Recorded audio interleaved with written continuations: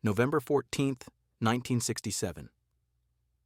0247 hours, 5 kilometers west of Plagearing, Central Highlands, South Vietnam.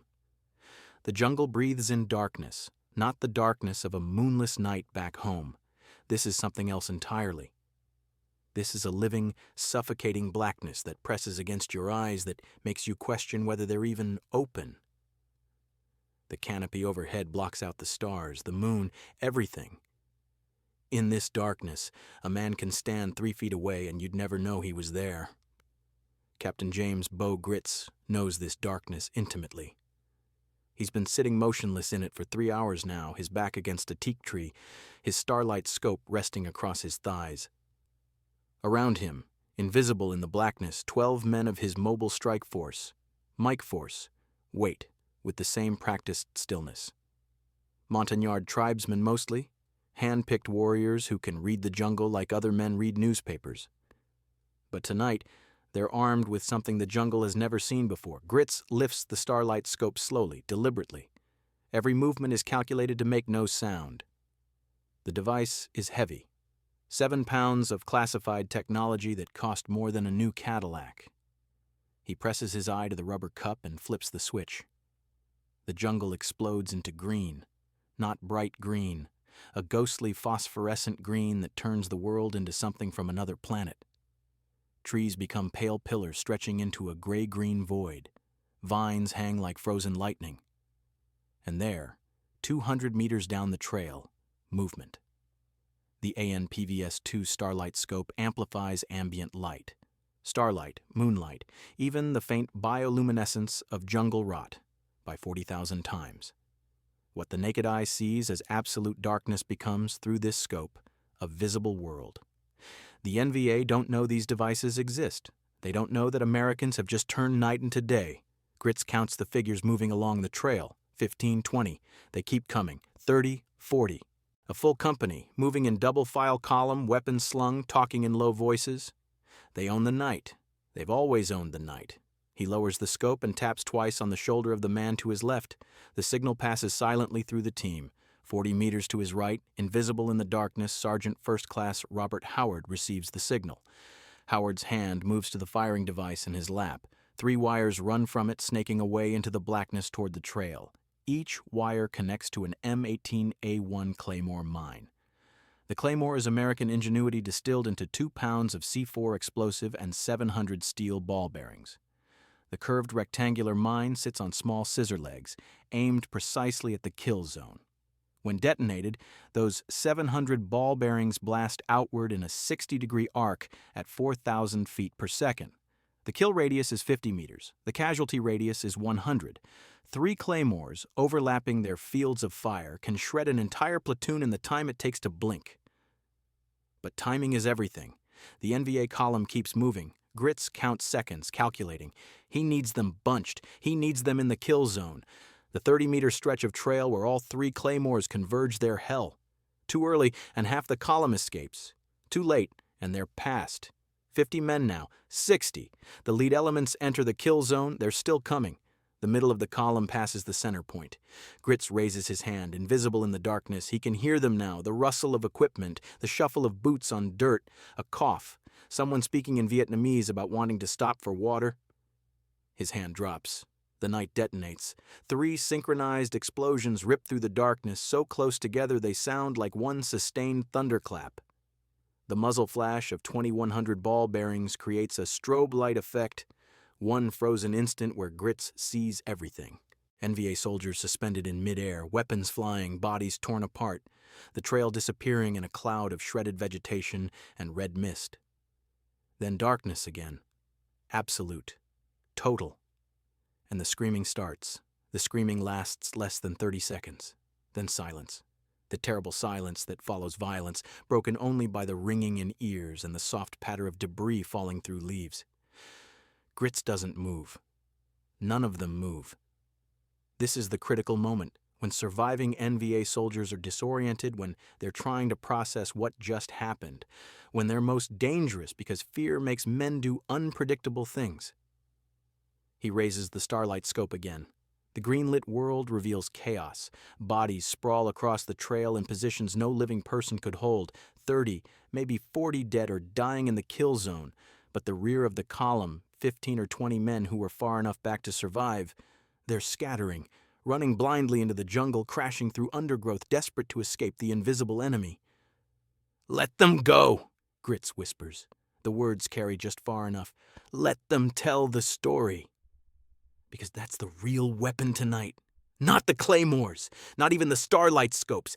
The weapon is terror. The weapon is the story these survivors will tell of an invisible enemy that strikes from nowhere, that sees in total darkness, that kills without warning and disappears like smoke. Sergeant Howard crawls up beside him. 63 confirmed in the column, sir. Estimate 40 KIA in the kill zone. 0 return fire. Time of engagement 17 seconds. 17 seconds. From first detonation to last body falling, 17 seconds. And the NVA never saw them, never even knew where to shoot. Collect the Claymores. We move in 3 minutes. The team moves like shadows, retrieving the expended mines, policing up any brass or equipment that might indicate who hit them. In the green glow of Gritz's scope, he watches his Montagnard fighters work. They're grinning. They understand what just happened. For years, they've fought an enemy who owned the darkness, who moved at night with impunity, who ambushed them from the shadows. Tonight, the tables turned. Yard November 16th, 1967. 03:12 hours, 8 kilometers north of Duke Coast Special Forces Camp. The second ambush site is even better than the first. A stream crossing where the trail narrows to single file, forcing the NVA to bunch up as they wade through ankle-deep water. Gritz has positioned his team in an L shape, with 5 Claymores covering the crossing point and the trail beyond. He's learned things from that first night. The Starlight scope drains batteries fast. You get maybe 4 hours of continuous use, so now he uses it in short bursts, checking the trail every 5 minutes, conserving power. He's learned that the scope's range is limited by terrain. You can see 300 meters on a clear trail, but only 50 in dense vegetation. He's learned that muzzle flash temporarily blinds the device, so the man with the Starlight scope doesn't detonate the Claymores. He just gives the signal. Tonight, 3 members of the team have Starlight scopes. They're positioned at different angles, creating overlapping fields of observation. When the NVA come, and they will come because this trail is a main supply route from Cambodia, there will be no blind spots. Over 3:40 hours.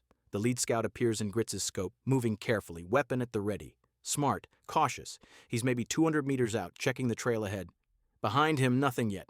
The scout is doing his job, staying far enough ahead that if he triggers an ambush, the main body can react. Gritz watches him approach the stream. The scout stops at the water's edge, kneels, listens. 30 seconds, a minute. Then he stands, waves an arm, and starts across. The main column appears. Larger than the first night, maybe 80 men moving in a tactical column with proper spacing. These aren't green troops. These are professionals, hardened NVA regulars carrying AK-47s and RPGs, moving with discipline and purpose. The scout reaches the far bank and takes up a security position. The first squad enters the water. The stream is only 15 feet across, but it slows them down, forces them to watch their footing, keeps their attention on the water rather than the jungle around them. Gritz counts 20 men across 30. The middle of the column is in the kill zone now, some in the water, some on the trail beyond. He glances left, sees the faint green glow of another Starlight scope pointed at him. Sergeant Howard, waiting for the signal. 40 men across. Perfect. His hand drops. This time it's different. 5 Claymores create a wall of steel that sweeps the crossing site clean. The scout on the far bank, the careful, professional soldier who did everything right, is torn apart along with the men around him. The water explodes upward in a geyser of red. Bodies are hurled backward into those behind them. The sound echoes off the hills, a rolling thunder that goes on and on. But this time, someone returns fire. The rear of the column, the 40 men who haven't crossed yet, they open up blindly into the jungle. AK-47s on full automatic, RPGs whooshing into the canopy, tracers cutting red lines through the darkness. They're shooting at nothing, at shadows, at fear itself. Gritz and his team press themselves flat against the earth as rounds snap overhead. But they're shooting high, always shooting high, the natural human tendency when you can't see your target. The firestorm lasts maybe 20 seconds before discipline reasserts itself. Someone, an officer or NCO, is shouting orders in Vietnamese. The firing stops. In the sudden silence, Gritz hears new sounds, sobbing, someone calling for a medic, the wet sounds of men dying in water. And then, boots running, equipment rattling, the sounds of retreat. Through the Starlight scope, he watches the survivors flee south down the trail, dragging wounded with them, leaving the dead behind. 51 bodies in and around that stream crossing. 51 North Vietnamese soldiers who came south to fight and died without ever seeing their killers. Time? Gritz whispers. 22 seconds, Howard responds. First detonation to last man down. 22 seconds. The NVA are learning that night belongs to someone else now. November 18th, 1967. MACV-SOG headquarters, Kontum. The intelligence reports are piling up on Major General John Singlob's desk. Radio intercepts, prisoner interrogations, aerial reconnaissance, all telling the same story. NVA movement along the trails west of Plei Jureng has dropped by 70% in 4 days. But it's the intercepted radio traffic that's most interesting. A signals intelligence specialist translated one particular transmission. Unit 66 reports heavy casualties from unknown weapons. Estimate company strength loss. No enemy sighted. Request permission to suspend night operations in Grid Square. Static. Then another voice. Higher command. All units are to maintain operational security regarding night casualties. Continue mission as ordered. But the troops on the ground are talking. Prisoners captured by other units whisper about MACV, ghosts, about trails that run red without a shot being fired, about entire platoons that leave camp at dusk and never return.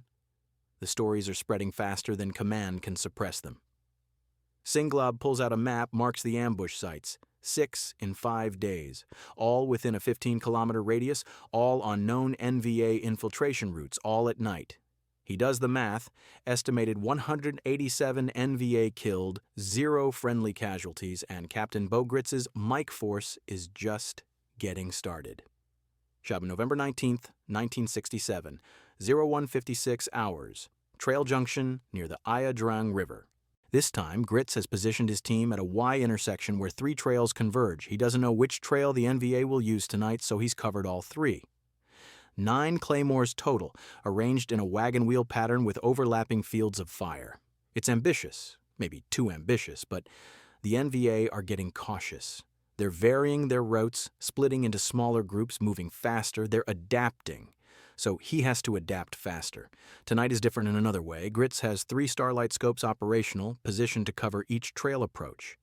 But he's also brought along something new, a PRC-25 radio tuned to the NVA frequency. One of his Montagnard fighters, a man named Kappa, speaks fluent Vietnamese and understands military radio protocol. Kappa sits with the radio pressed to his ear, listening to the enemy coordinate their movement. They come from west, Kappa whispers. 2 groups. First group is, they say, lead element, maybe 20 men. Second group is bigger. They say they carry special cargo, maybe weapons, maybe ammunition. Gritz processes this. 2 groups, staggered timing. If he hits the first group, the second will hear it and evade. But if he waits for the second group. How far behind is the second group? Kappa listens, then holds up 10 fingers twice. 20 minutes, decision made. They'll hit both groups. First group with claymores, then shift position and hit the second group from a different angle. It's dangerous. They'll have to move fast in the darkness, but the payoff is worth it. The first group appears at low 223 hours, materializing in the green glow like ghosts themselves. 23 men, moving in single file down the western trail. They're younger than the others Gritz has seen, probably replacements fresh from North Vietnam, sent south to fill the gaps his ambushes have created. They move too close together, bunch up at obstacles, talk more than they should. Gritz lets them reach the intersection. All 23 men clustered in a 30-meter circle where the trails meet. The detonation is catastrophic. 6 claymores firing simultaneously create a steel hurricane that leaves nothing alive in the kill zone. But Gritz doesn't wait to confirm. Move! Western position now! The team flows through the darkness like water, 60 meters west to their alternate position. 3 more claymores already in place, aimed at the western trail where the second group will come. They have maybe 15 minutes before... They heard it! Kapah hisses, the radio pressed tight to his ear. They are stopping! Commander is asking what happened. Someone says maybe B-52 bombs. Commander says continue mission, move fast, no stopping, so they're still coming. But they'll be alert now, weapons ready, expecting trouble.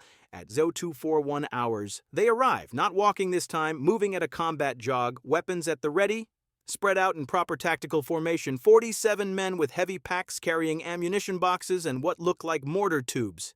The special cargo. But they make one critical mistake. When they reach the intersection and see their comrades dead, they stop. For just 30 seconds, they stop to process the carnage, and those 30 seconds put them in the secondary kill zone. Gritz gives the signal. 3 more Claymores erase the night. But this time, these soldiers, these professionals who were ready for anything, they still manage to return fire even as they're dying. Rounds crack through the air, RPGs streak into the jungle. Someone throws a grenade that detonates 40 meters away. Gritz feels something hot burn across his shoulder, a near miss, close enough to singe his uniform. Withdraw! Withdrawal route Alpha, go! The team melts into the jungle, moving along a pre-planned escape route, putting distance between themselves and any survivors. Behind them, the screaming starts again, the calling for medics, the sound of men realizing they're hurt worse than they thought. But there's another sound too.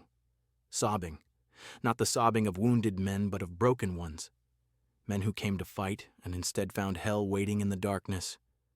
Men who will carry this night with them for the rest of their lives, however long those lives may be. November 21st, 1967. NVA 66th. Regiment Headquarters, Cambodia. Colonel Nguyen Van Tho reads the casualty reports with growing disbelief. In 7 days, his regiment has lost 214 men. Not in combat. Combat, he understands. Combat has logic and patterns. This is something else. 7 separate incidents, 7 different trails, 7 times his men walked into invisible death. The survivors' accounts are worse than useless. They contradict each other. Some say they saw muzzle flashes in a wide arc, impossibly wide for a human firing line. Others say they saw nothing at all, just light and sound, and then their comrades falling. One man swears he saw figures moving through the trees that glowed green like jungle spirits.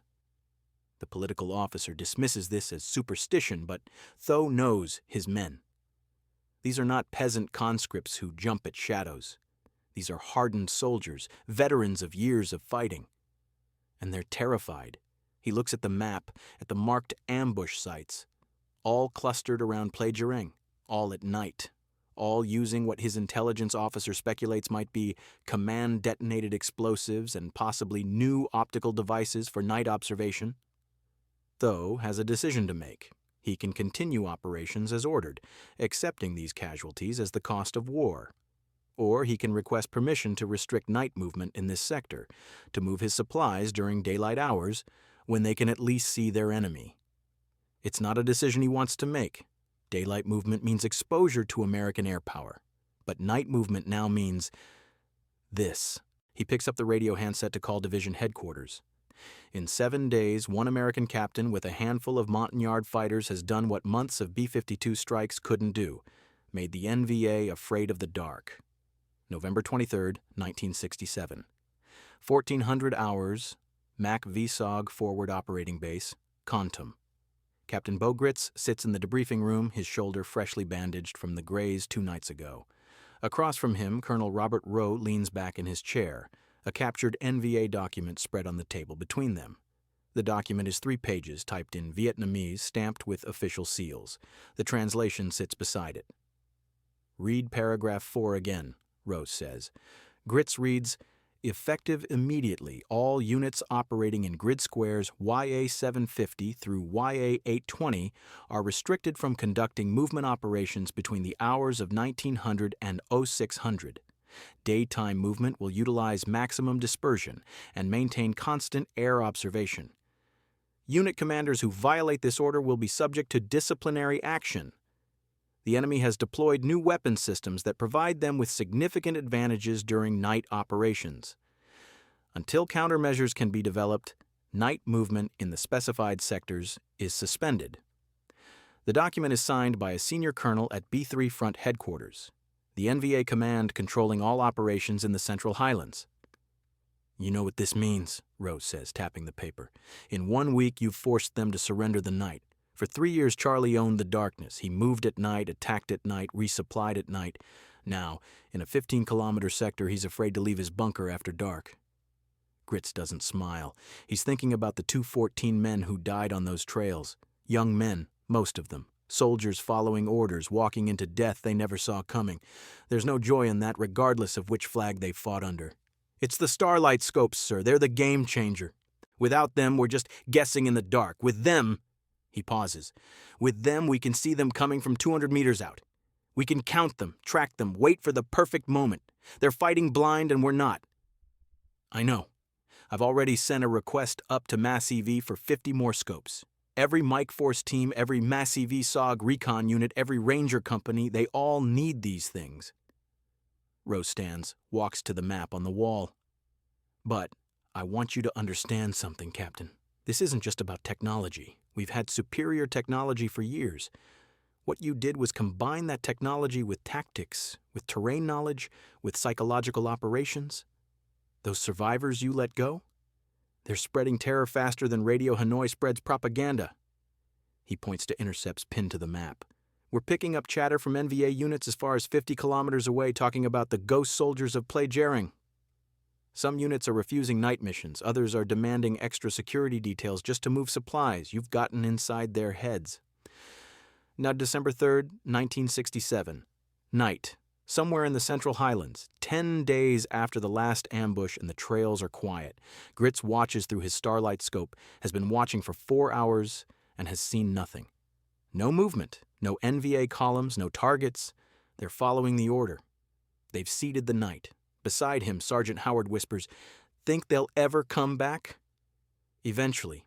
They'll adapt, maybe move in smaller groups. Maybe develop their own night vision, maybe just accept the casualties as the cost of war." Gritz lowers the scope. "But right now, tonight, we own this jungle after dark, and that's something." He thinks about the bigger picture. Somewhere north of here, NVA logistics officers are tearing their hair out trying to figure out how to move supplies during daylight hours. Somewhere, replacement troops who would normally march south under cover of darkness are instead stuck in Cambodia waiting for new orders. Somewhere, a NVA regimental commander is explaining to his superiors why his offensive operation has been delayed because his men won't move at night. 1 week, 1 Mike Force team, 214 enemy casualties, 0 friendly losses, and an entire operational sector surrendered. March 1968. The Pentagon, Washington, D.C. The after-action reports from Vietnam reach the desk of General William Westmoreland. The statistics are remarkable. NVA night movement in the Central Highlands has dropped by 64% in sectors where Starlight scope-equipped units operate. Enemy supply interdiction rates have tripled. Friendly casualties from night ambushes have fallen by 40%. But it's a captured document that really tells the story, a letter from an NVA soldier to his family intercepted by intelligence. One paragraph stands out. "We no longer move at night unless ordered. There are American soldiers who can see in darkness like tigers. They appear from nowhere, kill many men, and vanish like smoke. Our commanders say this is enemy propaganda, but I have seen the bodies, I have heard the survivors. Whatever these Americans have become, they are no longer men. They are something worse." Westmoreland authorizes the immediate deployment of 500 additional Starlight scopes to Vietnam. The AN-PVS-2 becomes standard equipment for reconnaissance units, special forces, and elite infantry. Training programs are established, tactics are refined, codified, disseminated throughout the command. Captain Bo Gritz's 1-week campaign becomes the template for a new kind of warfare, one where darkness is no longer cover, but a weapon, where the jungle at night becomes a hunting ground for those who can see, and a graveyard for those who cannot. Present day. The Starlight scope that Captain Gritz used in November 1967 sits in the Special Forces Museum at Fort Liberty, North Carolina. It's a bulky, primitive thing by modern standards, 7 pounds of vacuum tubes and photocathodes that barely work by today's night vision standards, Current military night vision is 4 generations beyond it, lighter, clearer, more powerful in every way. But that green-tinted device changed warfare. It turned night from the enemy's advantage into his vulnerability. It forced tactical decisions at the highest levels of NVA command. It saved American lives by taking Vietnamese ones in a calculus as old as war itself. The lessons from those 7 nights in November 1967 are still taught at Fort Liberty, at Quantico, at every military institution that trains soldiers to fight in darkness. See first, shoot first, maneuver faster than your enemy can adapt, leverage technology to create asymmetric advantage. Use fear as a weapon. And perhaps most importantly, whoever controls the night controls the battlefield. The NVA learned that lesson in 7 nights of hell on the trails west of Plaquemine. They learned it at a cost of 214 lives. They learned it when one American captain with a handful of tribal fighters and a revolutionary piece of technology did what entire divisions couldn't, made the enemy afraid to walk their own jungle after dark. They learned it when they realized that the darkness they'd relied on for years had betrayed them. That somewhere in that darkness, green eyes were watching, waiting. And when the moment came, those eyes didn't blink.